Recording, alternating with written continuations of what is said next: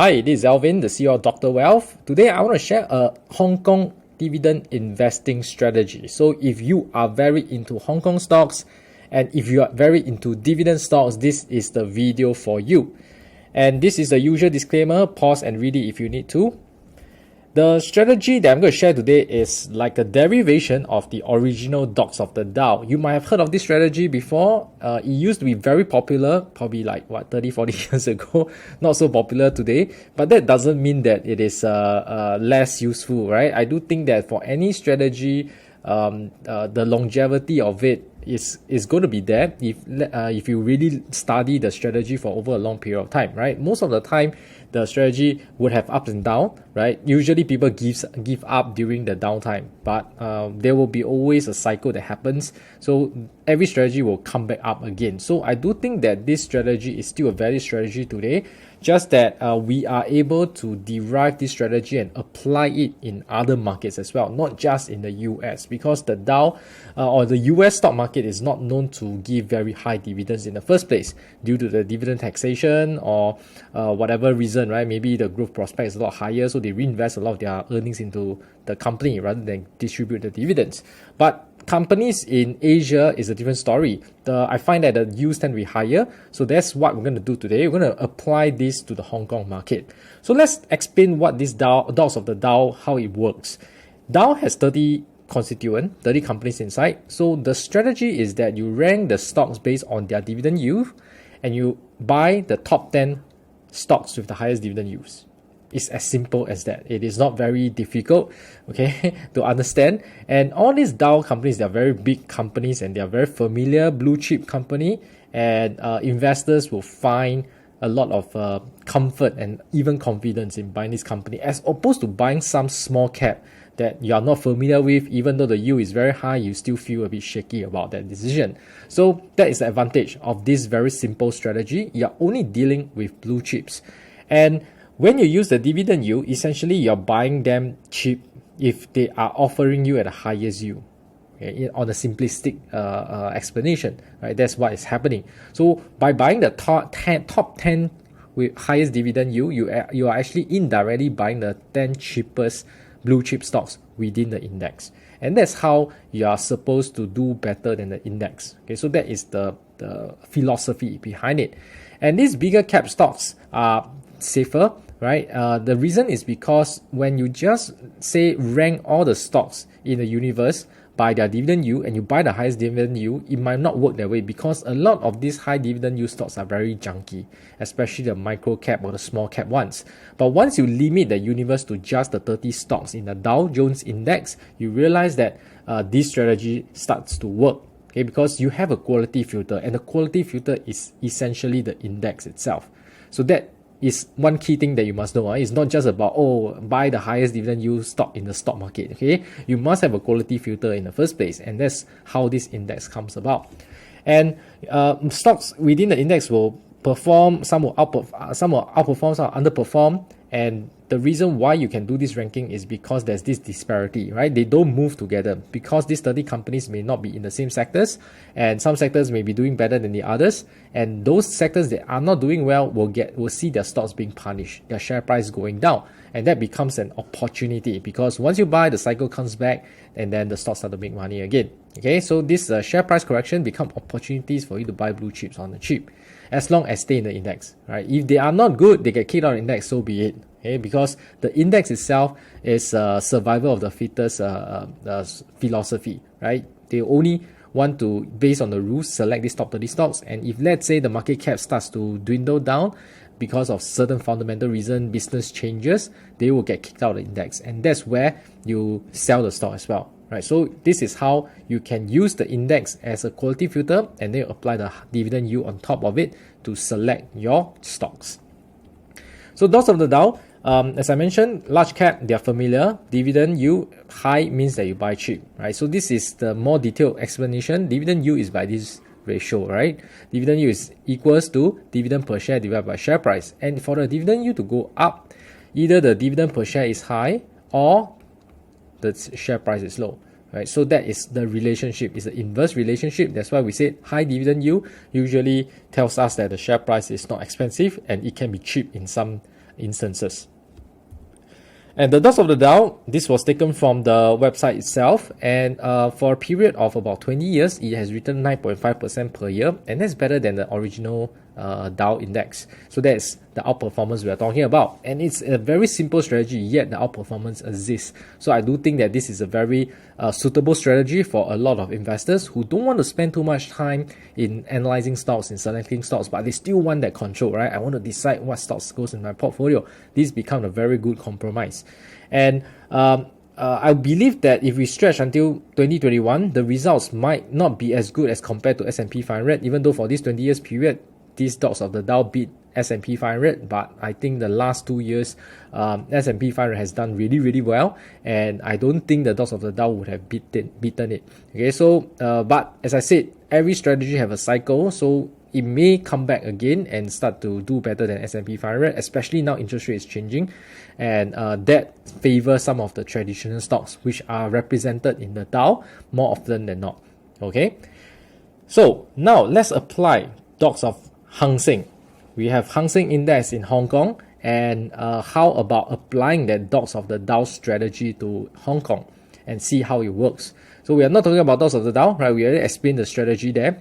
We are more interested in applying to Dogs of Hang Seng because their dividend yield is higher. Okay, so Hang Seng is a bit different. It's 66 constituents. It's much larger, more than twice the size of the Dow Jones Index, which only have 30. And but there are other good things about Hong Kong because it has no dividend taxation. It's not like US. If you invest in dividend yielding stocks as a foreigner, you are liable for 30% tax. That is very high, right? And good thing is about Hong Kong has no dividend taxation, and the dividend yields are at the same time higher. So that is like a double benefit for investors, right? You don't get dividend taxation, yet you get more yields out of it. So that's why I think that this Dogs of Hang Seng is even a better strategy than Dogs of the Dow. Okay, so with 66 constituents, how many should we select? Is it still going to be 10? For what I did is that I think that 15 is good enough. So it's about 20% of the constituents. Whereas Dogs is about 33%, right? But I think 15 is good enough because 15 is usually the standard kind of diversification of securities that is required to minimize the individual stock risk. Okay, so 15 is a good number. It can be 20. I think the difference would not be a lot, right? But I think 15 to 20 sounds like a right number for Hang Seng due to the 66 constituents that it has.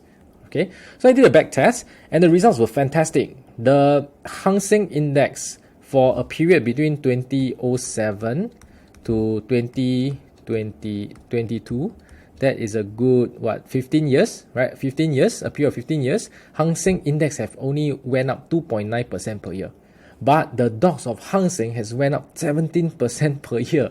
That is a super outperformance by 6 times every year. It's not just 1 year, every year, and they compounded over 15 years. So that's why I say these Dogs of the Hang Seng strategy is very powerful, right? And then you get a lot of dividend yields in the process as well. Part of these returns comes in the form of dividends. So this is I think is a very beautiful strategy. If you are interested, it is very easy to implement. And how do you get the HSI ranking? Sorry about this, it's not STI. I did do a video on Singapore version as well, which also outperformed the STI by 6 times.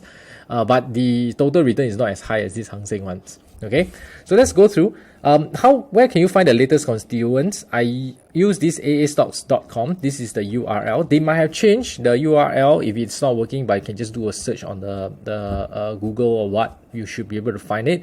And I find that it's the easiest way, and their data is quite accurate. And what you can do is that you can rank based on the dividend yield because they conveniently already display the dividend yield in the table and you can rank it. So that is why this is one of the best resources that you can use if you want to do this Dogs of Hang Seng strategy. And you just invest in the top 15 as I mentioned, right? If you want to go for top 14, it's also fine. You want to go for top 18, top 20, it's also fine. It's around that range. I think is good enough. Okay, so I use 15 for this back test and I get these results. And this is the top 15 stocks by dividend yield. This is from aastocks.com. You can see I can rank by the yield from the highest, which is Sinopec at 14% dividend yield, to Henderson number 15 at 5.4% dividend yield. So you can see these are really very generous yield compared to the rest of the stocks that you see normally. And it could be because Hong Kong stocks, China stocks have been beaten down in the past 1 year, and that's why they are offering this very nice yield at this moment.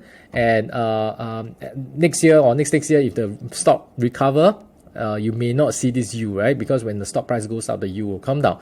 But that said, the strategy, you're supposed to just keep going. Don't just time because I want to get in a good year and then I'll get out at a year that is not so good. It's very hard to get those timing correct. So this strategy is more for you to buy and hold a portfolio of high dividend yielding stocks for the long term. Okay, so this is the snapshot at the time of recording. It will change as time goes by, but that is the reference. I just wanted to show you a screenshot how the AA stock page looks like, so you get a feel of it. And then this is what you need to do. After you form the portfolio, you build it up in the first year. The second year, you need to do a rebalancing during that anniversary of that portfolio. So what do we mean by rebalancing? Rebalancing means that you are supposed to buy and sell your stocks. Okay, you may also need to trim or add position. So there are two things. One is totally sell off a position if the stocks are no longer in the ranking. They are out of the top 15 in this instance. And there are new ones that enter the top 15. So you sell those that are not in the top 15 and then you add those new ones into your portfolio. Okay, so this is the buy and sell part. And then sometimes you don't need to buy or sell totally new position. The stock you have is still within that 15, but because the share price have changed. Okay, the share price have changed means that maybe example Bank of China, the share price have went up, the weightage has gone up to 10%. And average, if you just equal size your position for 15 stock, you will end up to about 6.5%. Okay, actually it's about 6.6666%, but it's easier to just round it down to about 6.5% and give some room for commission, right? So 15 stocks, each 6.5%. One of the allocation may improve in the stock price performance and then it goes to 10%. That's where you sell or trim, or should I say trim, 3.5% so that it goes back to the 6.5% allocation. Okay, this is what rebalancing means. And then Henderson Land may be at 3% allocation after a year because the share price have gone down, and then the weightage has become smaller in the portfolio. So that's where you buy another 3.5%. Okay, because you want to bring it up to that 6.5% weightage again. So that's how you do rebalancing. You actually bring them every stock back to that 6.5%. Okay, if you have 15 stocks in a portfolio. So that is how you buy low, sell high, because for something that gone up in price, the weightage will go up. For any stocks that go down in the weightage means the share price have come down. So you are essentially buying low and selling high. Okay, so that rebalancing automatically take care of it. You don't even need to know, okay, this stock is overvalued, this stock is undervalued. Doesn't need to. So you just need to look at the allocation and you just do the rebalancing. The buy low, sell high will be automatically done for you. Right? So the last thing that I want to talk about is that have the right expectation. As I said, no strategy can outperform every year. This is a very elegant, simple strategy, but that also requires your persistence to do this every year if you are interested to really run this strategy. Don't just do it for a few months and give it up, or do it for a few weeks because the stock market start to correct or crash. You start to see some paper losses and you start to panic. Okay, so strategy, some years can be negative, some years can underperform the index. Most importantly is that you must be able to do it rain or shine, do it long term, and ride through the underperformance. Then the overperformance period, you will take care of themselves. Okay, so that is having the right expectation. Don't think that the strategy is going to give you, going to mint millions of dollars for you. It's more of a steady long-term returns that you're looking for. Okay, so in summary, I mentioned Dogs of the Dow is actually the original strategy. Dogs of Hang Seng is a derivation of it. We are just applying that concept to a Hang Seng Index. And it has been a very simple and very easy to apply strategy. So I do think that it is suitable for a lot of retail investors. So Dogs of the Hang Seng is even better than Dogs of the Dow because it has higher dividend and there's no taxation, right? So we are looking at the snapshot that we saw just now of 5 to 10% dividend yield. So it's very, very generous. And moreover, these are blue chip companies, because if you select stocks from the index, they are naturally blue chip, well-known companies, and you should not suffer from any liquidity challenges, right? They should be very liquid to buy and sell, and you should also find confidence in this company. For all you know, you are also loyal customers of these companies. Okay.